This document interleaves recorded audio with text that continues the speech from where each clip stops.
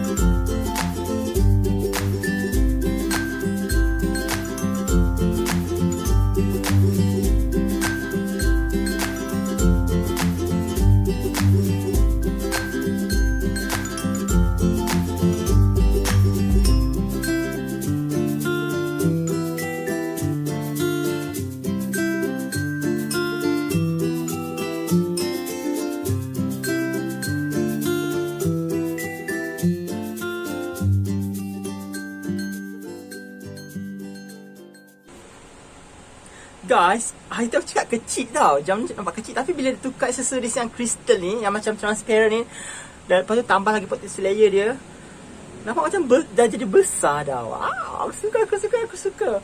Actually ada dia punya protective layer tadi tak ada bubble. Tapi kalau kau buat betul-betul sebenarnya tak ada bubble sebenarnya. Tapi aku buat, yelah nak record, lepas tu nak pasang kan susah kan. So nanti aku picit-picit nanti, dia okey lah. Nanti kan? Transparent. Yes. Okay, kalau kau berminat nak beli benda-benda ni, benda-benda daripada China, so aku akan sediakan link-link dekat bawah. So guys, ya aku rate semua produk-produk dia, kecuali yang protective layer dia yang transparent ni ha. Yang warna hitam ni okey, yang transparent ni, dia punya protective layer dia, walaupun tepi dia, bahagian tepi dia tak melekat tau, dia macam terangkat. Sebab aku rasa gam dia sangat-sangat, bukan gam lah, dia punya apa? Gam lah kan, sangat-sangat sedikit kot. Tapi yang protective layer yang ada hitam tepi dia, yang keras ni, yang hitam tepi hitam kan, yang ni okey. Kau nak beli yang ni, okey. Jangan beli yang transparent macam tu, dia macam tak tahulah. Tak apalah, dua-dua murah pun tak kisah lah, beli mana-mana pun korang beli dua-dua nak cuba kan. So hasilnya sangat wow, sangat cantik ya. Okay guys, video kita sampai di saja. Thank you for watching. Maaf sangat atas segala kekurangan. InsyaAllah ya, kita jumpa lagi lain hari guys. Jangan lupa untuk tekan subscribe, like video ni, share. Assalamualaikum, bye.